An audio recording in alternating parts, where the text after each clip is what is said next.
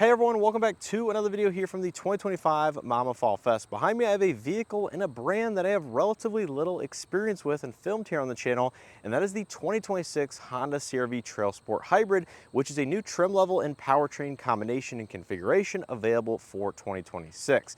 Now in addition to this, to the CR-V lineup, they've added a new larger infotainment system with standard wireless Android Auto and Apple CarPlay, and revised some of the packages and trim levels just a little bit over that of the previous model years in this current generation.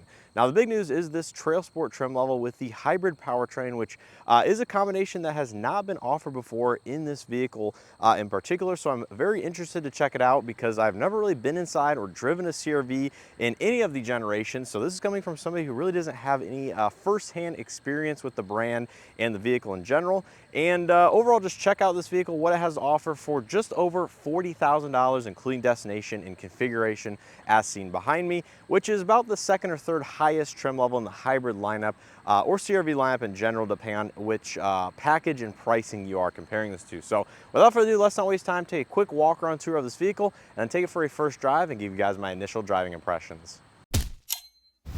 So the CR-V Trailsport Hybrid in front of me is finished in the ash green exterior with the black and orange Trailsport specific cloth interior. Now this is an extra cost paint color within the CR-V lineup, and as a whole in direct sunlight it looks phenomenal, and this is a really nice color. It matches the Trailsport vibe quite well. Now starting at the front end of the CR-V Trailsport, you're going to find the LED reflector headlights, daytime running lights, and turn signals all in this upper housing right here. Unfortunately, fog lights are not available on this particular vehicle. Down below you have a little bit of additional gloss black and silver accent trim, which really gives it a little bit more of a ruggedness to the exterior design versus that of some of the other models. You have a gloss black Trailsport grille with the Honda logo and the radar behind it for the Honda Sensing Driver Assist and Safety Suite. No 360 cameras on this particular vehicle, but that is available in the higher trim levels. Now coming around to the side profile, you have the matte black plastic cladding around the wheel arches, which is fairly minimal in design, not really too bold and out there and in your face, which some manufacturers like to do a little bit more than this one, but I think this is a very subtle, nice design language, a little bit more on the conservative side, which I think is why the CR-V appeals to a certain demographic of buyers. Now coming to the wheel and tire setup, this is one of the aspects that makes the Trailsport a little bit different and more capable than that of some of the other trims. This is a gunmetal gray accented wheel. It is going to be a 235 60 18-inch Continental cross contact AT all-terrain tire.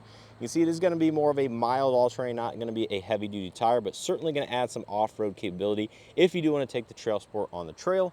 Gloss black mirror caps, LED turn signal integration. The mirrors are going to be heated, do have blind spot detection as standard. You have proximity key access on both of the two front door handles, finished in gloss black.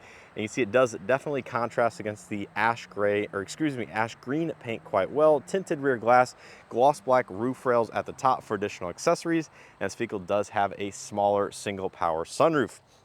Now coming out to the back of the CR-V, this is going to be one of my favorite aspects. I really like the back end design of this current generation. You will find partial LED lighting with the LED tail lights, brake lights, running lights, reverse lights, and then incandescent turn signals in that housing right there. Nice silver accent trim with the dual outlet exhaust at the back of the vehicle. I'm not quite sure if they're functional or just mimic a dual exhaust, but they certainly look the part. And then they have that nice silver trim in the middle, gloss black CR-V and hybrid logos on the left side, backup camera, all-wheel drive, sticker decal with the chrome Honda logo, and then of course the Trailsport on the passenger side, and just a standard integrated rear wiper. Let me know what you guys think of the CR-V and the CR-V Trailsport down in the comment section below. Love this color. Looks absolutely phenomenal in kind of a filtered sunlight here. But let's go ahead and take a quick look at the window sticker so you guys know exactly how this one is equipped before jumping onto the interior.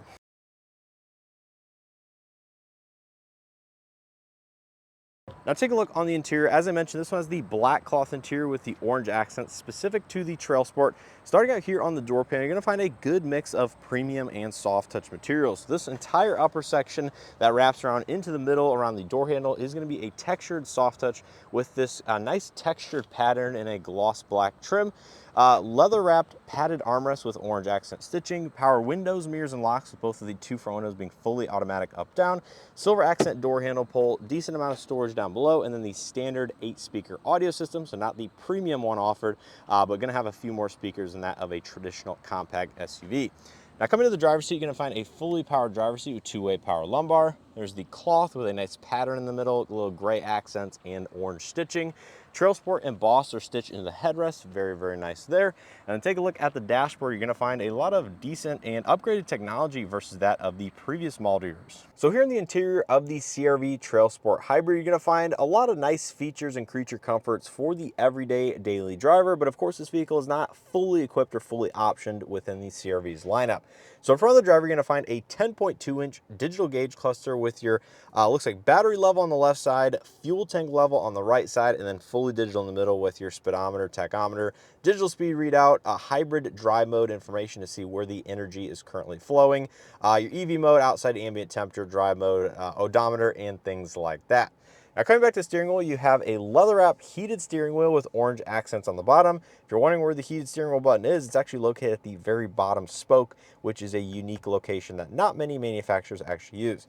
Audio multimedia on the left side, you have the Honda Sensing adaptive cruise control, lane centering, and driver assistance on the right.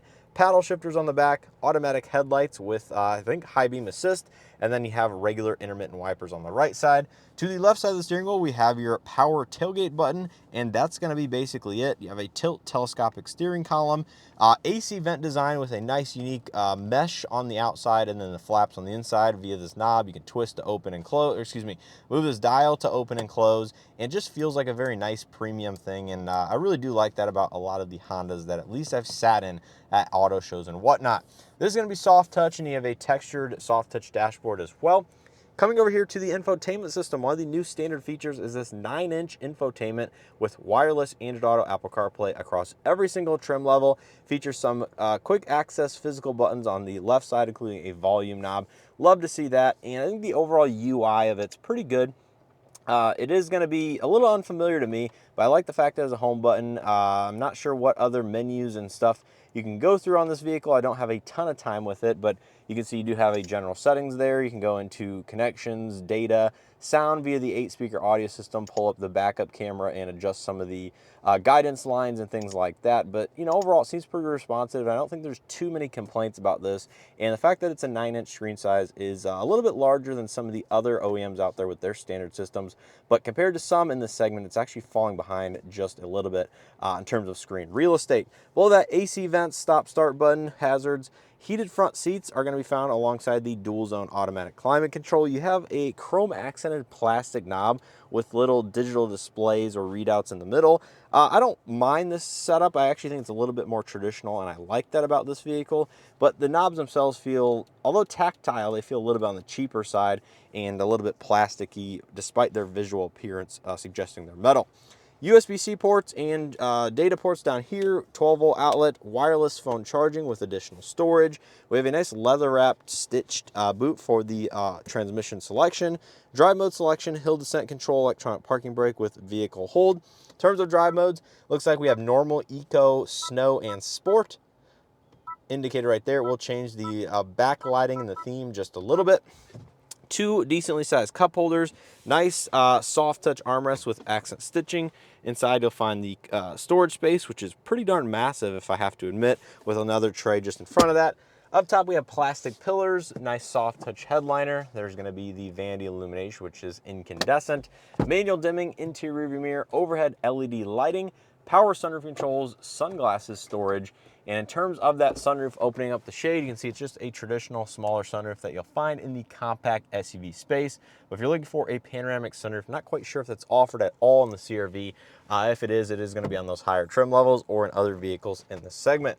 Now taking a look at the second and third rows before we take this vehicle for a quick drive. Coming out to the back seat, it looks like some materials do fall through from the front, but not quite all of them. So here on the door panel, this is going to be hard touch texture upper with the leather padded armrest. A good amount of door storage for rear space back here. And there's going to be the cloth accented seats. Do have orange stitching and the gray inserts like the front. Stepping inside, stepping height's actually very easy given the door opening and the ride height. There's a quick look at the front dashboard. Out back, we have AC vents, 2 USB-C charge ports, 1 map pocket on the passenger side. Nothing here on the driver's side, but look at this amount of space behind my approximate driving position. I have like 8+ inches, tons of footroom down below, and then headroom's not going to be an issue with 2 or 3 inches of headroom as well.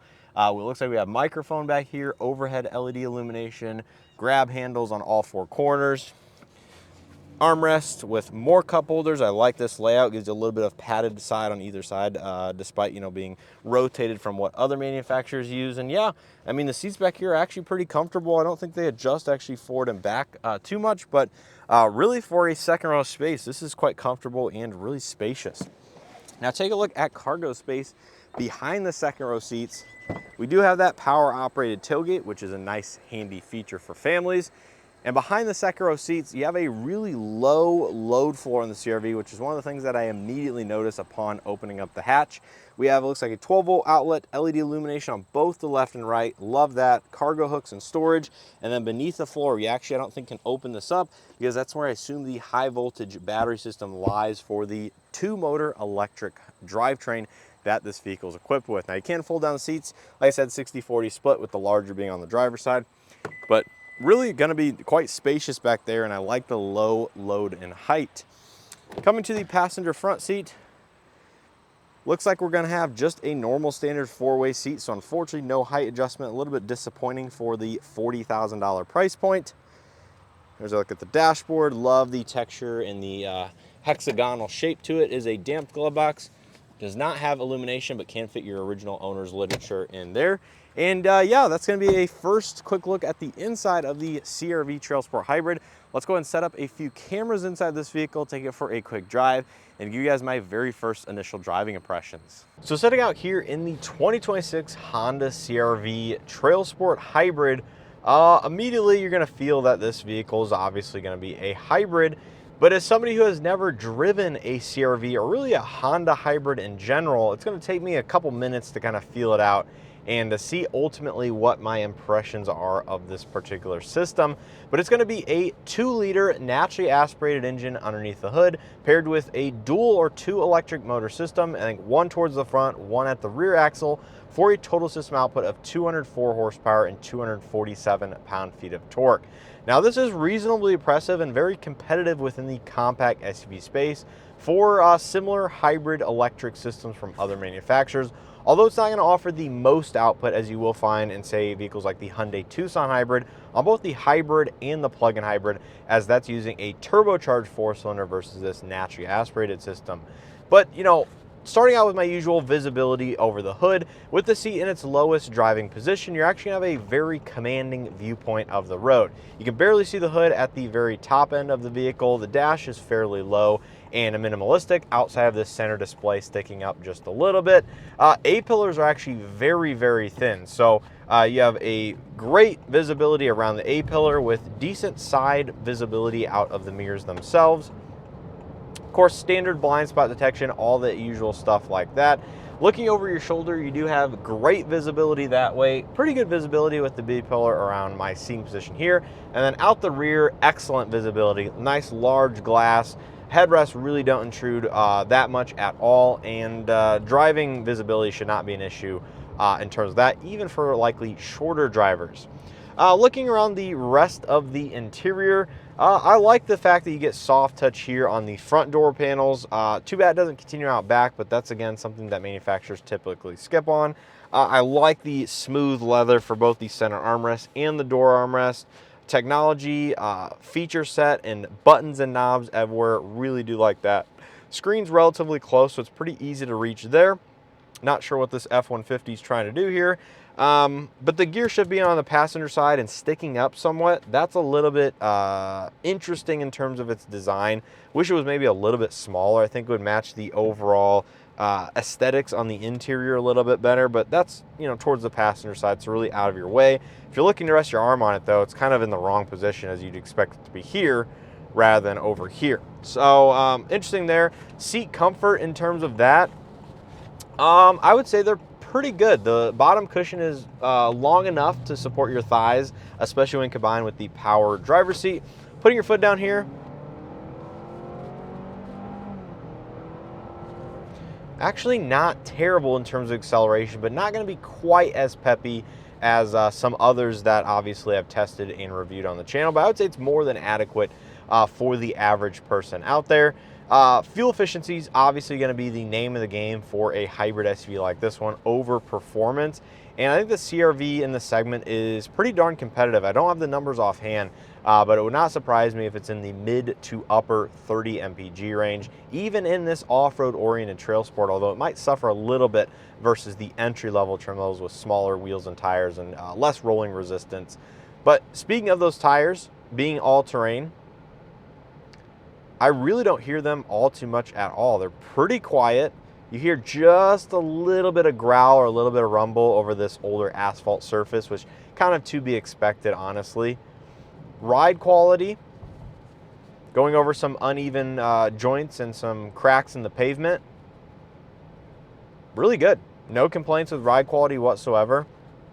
We do have the nice off-road oriented TRD Pro 4Runner behind us, which I have several videos here on the channel covering that vehicle in detail, including a pretty long and extensive road trip. So make sure you guys check that out. But yeah, I mean, so far the way this vehicle drives is pretty nice. It's quiet, it's composed, the ride quality is good. I think the only thing I'm starting to notice, just raw first impressions, don't take this for my overall opinion, is the seat comfort feels a little bit firmer than some others I've tested. Now, this is a cloth material versus a leather or a synthetic leather, which definitely has some impact on overall comfort, but feels just a little bit firmer, so that's something I'd want to investigate. Maybe I could get this vehicle as a press loan in the future. Hopefully I can get Honda on board. So make sure you guys leave comments, like, share this video with anybody you might be interested in purchasing a Honda vehicle. Or if you want to see more Hondas, let me know that, because I'm going to try my best to get Hondas on the channel here more often. But really, it feels like a very refined, well-oiled hybrid system. You feel the engagement between the gas and electric. You really don't feel that whatsoever. So it adds to the overall smoothness and predictability of the vehicle and just the way it drives. But yeah, I mean, I think this is a very compelling option within the compact SUV space.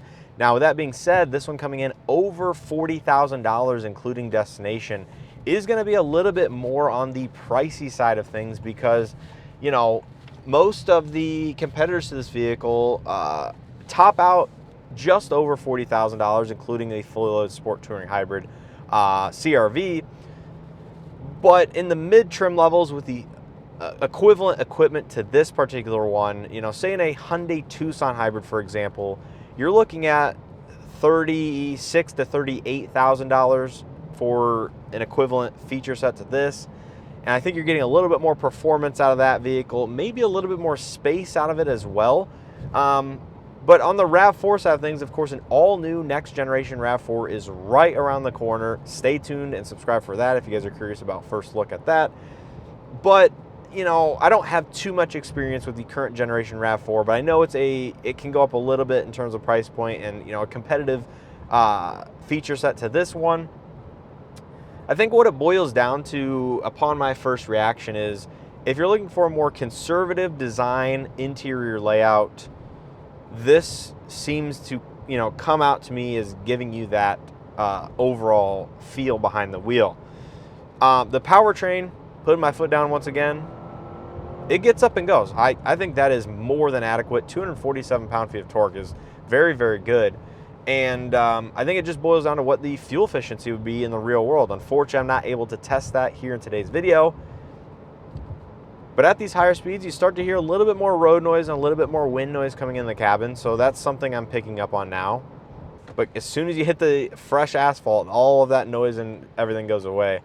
So, yeah, I mean, I think I have a fairly positive first impression of CR-V Hybrid, especially in this new off-road oriented trail sport.